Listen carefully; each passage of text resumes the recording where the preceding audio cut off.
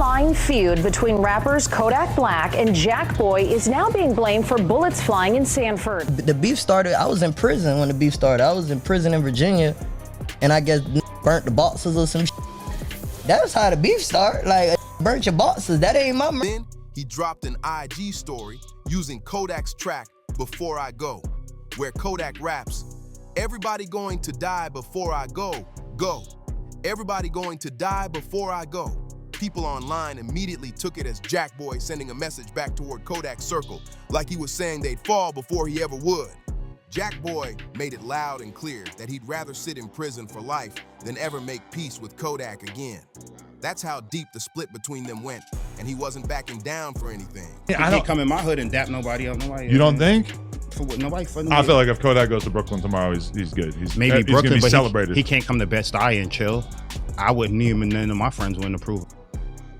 Kodak didn't clap back directly on IG, but when he was streaming with a creator named Neon, he threw some slick verbal shots Jackboy's way, and fans caught it instantly.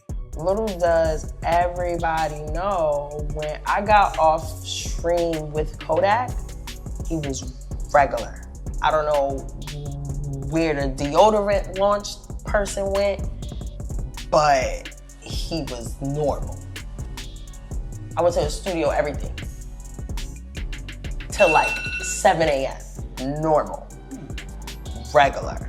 People close to the situation couldn't believe Kodak even joked about wanting Jackboy gone, especially since law enforcement already suspected that a group of shooters once tried to target Jackboy just to get attention off Kodak's name. The whole thing had the streets buzzing because the situation got way darker than anyone expected. Back in 2023, Jackboy had a show in Sanford, Florida. After the performance wrapped, he and his crew jumped into a Sprinter van, planning to head out like normal. Kodak Black leaving the Broward County Jail Wednesday, throwing rocks at a local 10 photojournalist. You can hear the photojournalist say, "Call the cops." Call the cops. They were called after this outburst by Kodak, where he threatened to punch me. Kodak, and you threatened to beat me up too. You threatened to punch. But 6 cars full of armed men were allegedly waiting in the area. Jackboy's crew was rolling in one van, but at the same time, another Sprinter carrying a group of women happened to be driving nearby. Instead of finding Jackboy's van, the shooters went after the wrong one. Best bet is be like, "Hey, bro, drop that with Jack, bro. I ain't laying down, like, I'm gonna get back even if I get life, trust me." They opened fire on the women's vehicle, thinking Jackboy was inside, and the whole moment turned tragic in seconds. I done told y'all I fucked with them. I done told y'all I did meth for fuck. Told me like the fuck, bro. I ain't in that shit, bro. I ain't around no cocaine or fuck. The bullets ended up hitting 6 innocent women who had nothing to do with any beef. A woman named Princess Tolliver sadly lost her life, and 5 of her friends were wounded, even though they were just heading home that night. Authorities eventually arrested 13 men connected to a crew out of Seminole County known as On Top Forever, also called OTF. Kodak was never charged or linked to the attack. Brian CDL.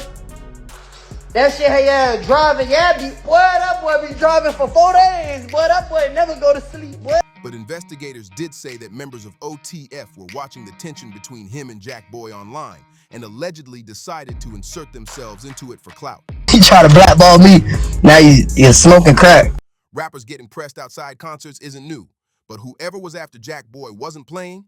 They allegedly tried sliding on him right at his own crib inside a gated community. Person, bro, you gonna hold your head down. You did no work. Bro, Have you ever stood out there and got in that car by yourself? That's how I know you ass, because you got voodoo in your cone. That a crackhead went to the White House. Fuck you.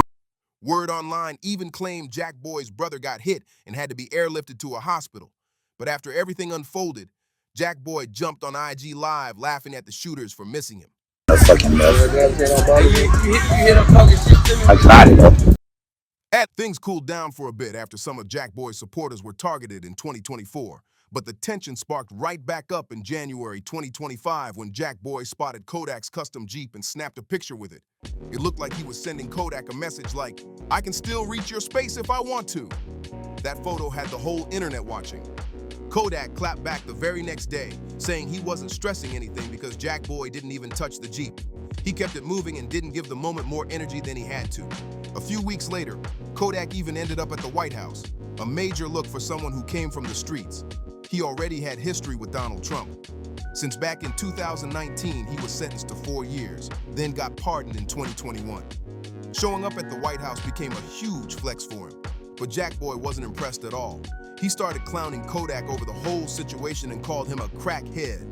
Jackboy has been throwing that label at Yak for a minute, claiming Kodak blocked his career opportunities in the industry and then ended up smoking crack. Jackboy isn't the only one saying Kodak has been moving wild lately. People online still talk about his 2023 Drink Champs interview, where he looked completely out of it, and things only got messier from there. A few months later, Kodak got arrested on a cocaine possession charge, but he hopped online fast and told fans he was only sipping lean when it happened. He said the cocaine accusation was fake, and he insisted he wasn't on anything heavy. But during another live session, Kodak surprised everyone when he admitted, "I done told y'all I done cocaine." He followed it up by saying he wasn't a junkie, but fans couldn't ignore how unpredictable he had been acting. Not long after, he went viral again for throwing rocks at a reporter who tried to ask him questions, and that moment had social media going crazy. Then in May 2025, Kodak freestyled on the Radar and dropped one of the wildest lines of his career. Andra still dropped bodies and albums. Count them. Got a Phantom and a Lambo.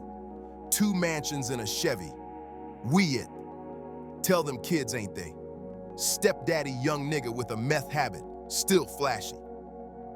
The bar shocked fans everywhere because it sounded like he was bragging about things people had already been worried about.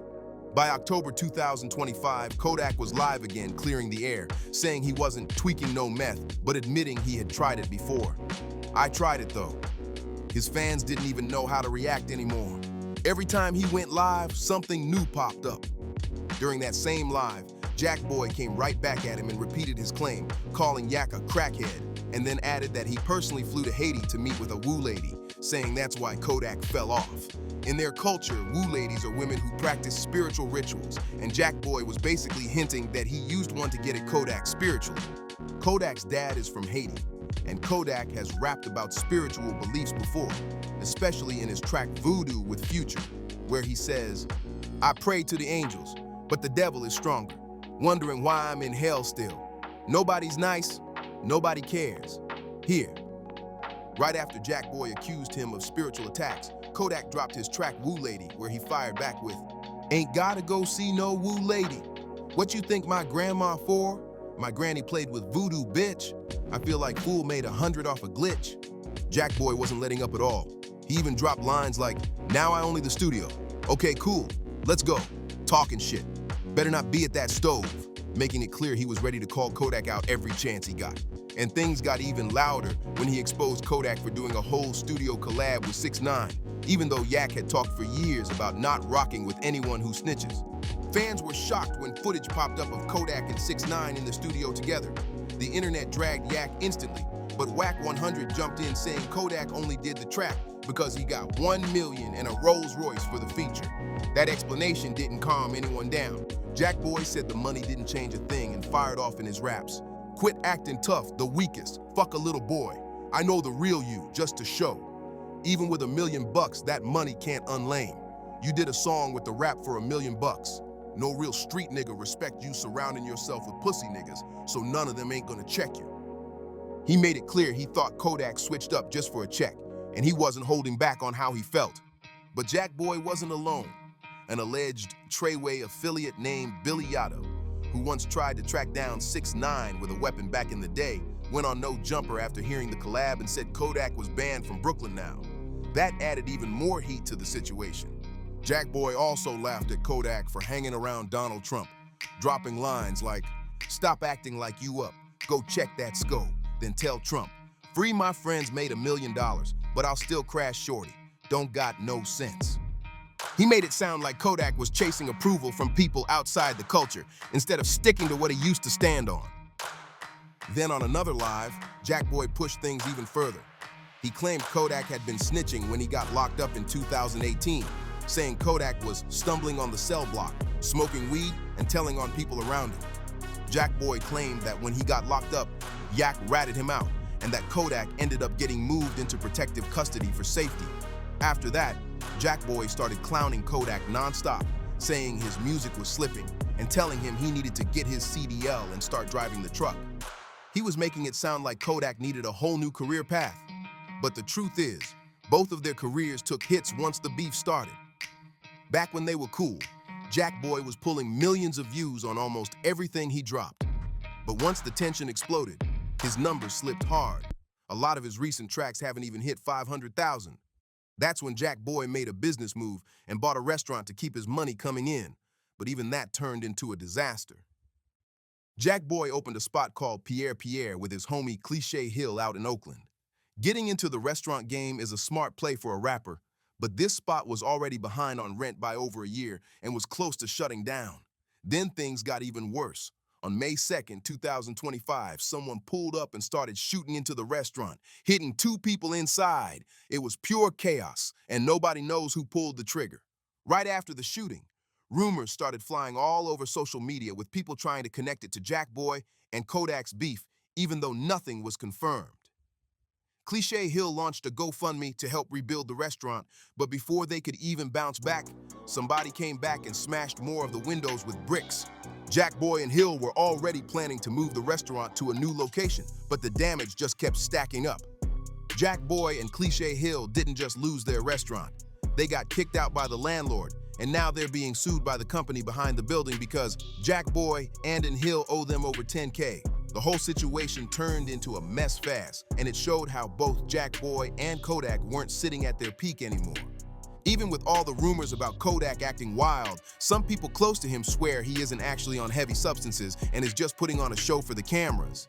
A streamer named Zoe linked up with Yak in the studio, and she said that when the cameras were off, Yak acted totally normal, like a completely different person. Jackboy kept insisting Kodak's money was drying up too, but Kodak flipped that whole narrative the moment he went out and dropped $800,000 on a new piece of ice. That alone had half the internet arguing about whether Yak was really falling off or just trolling everybody. Jackboy also claimed Yak didn't have any real street ties, but then something wild happened online. Kodak was arguing with a random dude on IG Live, and the guy said Yak never put in any work in the streets. The very next day, some dudes caught that same guy and stomped him out on camera. People instantly tried to link it back to Kodak, but there's zero evidence he sent anyone. Some sources even said the attackers only did it because the guy was foster up in their hood, not because of Kodak at all. All the drama from beefing with Jackboy definitely followed Yak around, but it looks like he's trying to shift how he moves now. He dropped a new track called How to Let Go, and he opened up about wanting a different path. Rapping, trying to find a way, doing something different, leave the street life behind without me dissing it. Kodak laid it all out in his song when he rapped. All this killing shit seemed like it ain't no ending. My little nigga had big dreams. Now he a memory. Those lines hit heavy, like he's tired of watching people around him fall. But even if Kodak is trying to step away from all the drama, Jackboy is locked into a whole different mindset. He's ramped up, raging, and acting like he's ready for whatever comes next. Jackboy keeps claiming Kodak is the one who sparked their whole fallout, but now he's so heated that he's talking like he'd rather take a life sentence than ever settle it. And with his restaurant shutting down and his music not hitting like it used to, going hard at Kodak seems like the only way he can stay in the headlines right now. That's why everything he posts feels like he's trying to make the world watch him. Kodak hasn't really been responding to Jackboy lately, but he has been throwing shots at NBA Youngboy. Jackboy and Kodak's beef allegedly started because Yak blamed Jackboy for starting tension with Youngboy while Kodak was locked up. But Kodak was actually the one who sent the first subliminals at YB. And when Youngboy came home and dropped his new album in 2025, Kodak hopped on IG and called it trash. And when Youngboy performed in Miami, Kodak flew in on a helicopter and threw a yacht party outside the concert like he was trying to steal the whole spotlight. That alone had the internet going wild. Then another twist hit. Rumors claimed Youngboy messed with one of Kodak's exes, Mellow Rax, and gave her herpes. Kodak fired back in a track where he rapped, "There go that man again, giving people beats." The moment he dropped that line, everybody online knew exactly who he was talking about. Youngboy didn't respond to any of the disses, and honestly, it doesn't look like they're going to crash out on each other anytime soon. That situation feels loud, but not lethal. But Kodak and Jackboy, that's a whole different story.